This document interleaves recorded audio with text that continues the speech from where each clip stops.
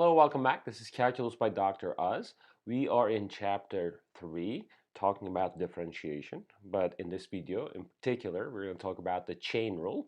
And this is a brand new rule that's going to allow you to differentiate a larger class of functions. We have 4 learning objectives to achieve in this section, so we're going to have 4 videos in a series. In the first learning objective, we're going to learn how to find derivatives of composite functions using the chain rule and the general power rule. In the second learning objective, we're going to learn how to simplify the derivatives of functions using algebra. And in the third learning objective, we're going to learn how to find the derivative of a transcendental function and a natural log function using the chain rule, so that you can take it as an application of the chain rule. And eventually we're going to talk about how we can differentiate exponential functions having bases other than e, like 2 to the x, 3 to the x, 5 to the x, and on and on and on.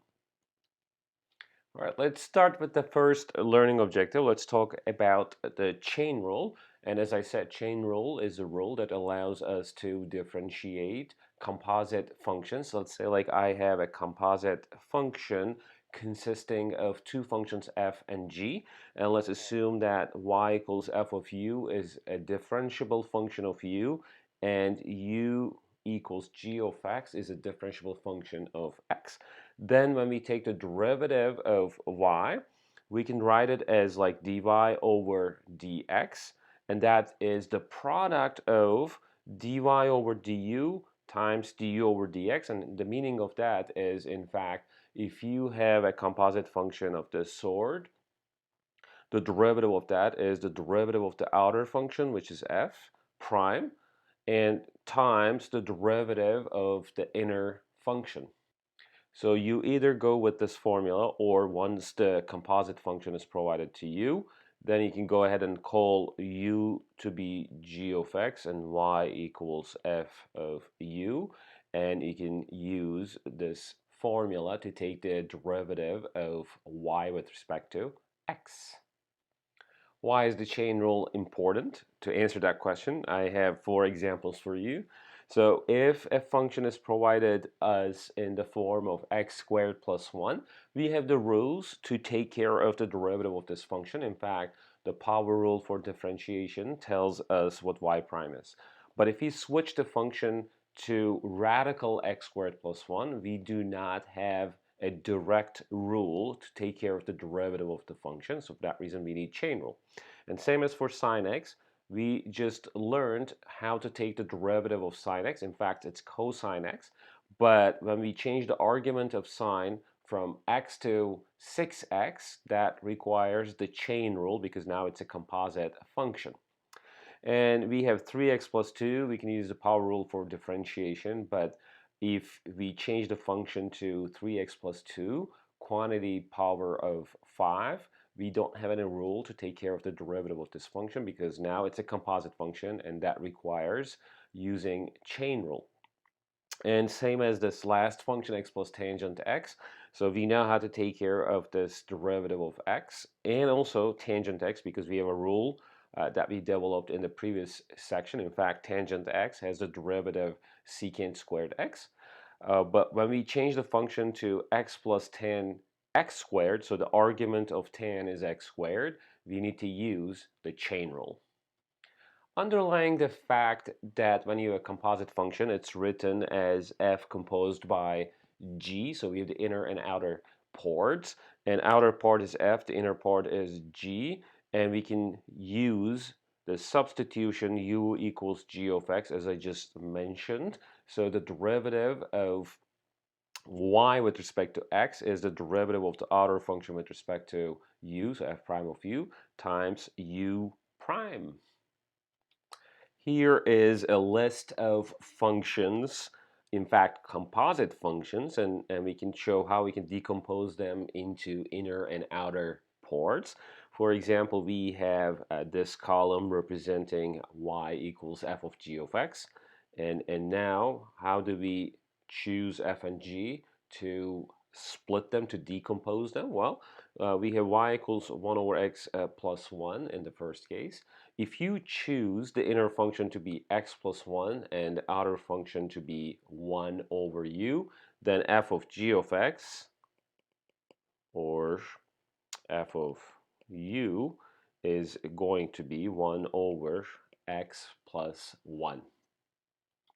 Here's another function provided to us. This is sine 2x. Well, the argument of sine is 2x, so why don't we call u to be 2x so that y becomes sine of u. Here, the rationale of decomposing a composite function into inner and outer parts is just to have u and y so that we can easily use the basic rules of differentiation to take care of their derivatives, because the derivative of the composite function is the product of the derivatives of those inner and outer parts. So here we go. We have another function here, radical 3x squared minus x plus 1, calling inside of the radical to be u. Now we have y equals radical u. I can take care of the derivative of this by using the power rule. And same as this one, I can use the power rule to take care of the derivative of that. So each piece are easy to differentiate. So decomposing has an advantage for this problem. And finally, we have y equals tangent squared x, or in other words, tangent x quantity squared. So calling the inner part to be tangent x so that the outer part becomes u squared. And each piece here is easily differentiated by using the basic differentiation rules. Let me provide you another result called a generalized power rule, or the general power rule, that in fact takes care of functions raised to the power of a rational number. Let's say like we have u of x raised to the power of n, and n is a rational number like 1 over 2, 1 over 3, minus 1 over 2. It could be also an integer. So to take care of the derivative of this function, you put the exponent down, so n down, and then you subtract 1 from the exponent, so it becomes n minus 1. So we have n u to the power of n minus 1, but then we multiply everything by the derivative of the inner part, because the inner part is u of x. So we are in a hidden way using the chain rule, because here the outer function is u to the power of n. So essentially, by using the chain rule, we put the n down, subtract 1 from the power, and multiply everything by u prime. That's exactly how we use the chain rule. So you can take this as a new rule called the generalized power rule. Whenever you see a function raised to a power, this is the rule that would take care of the derivative of the function. Let me just go through this example before I finalize this video. I have f of x, 3x minus 2x squared raised to the power of 3. So I'm going to call u to be the inner part of that, so that f now is a function of u. And in fact, f of u is u cubed. So now f prime of x is f prime of u times u prime. All right, so what is the derivative of u cubed? With respect to u, that's 3 times u squared by using the power rule.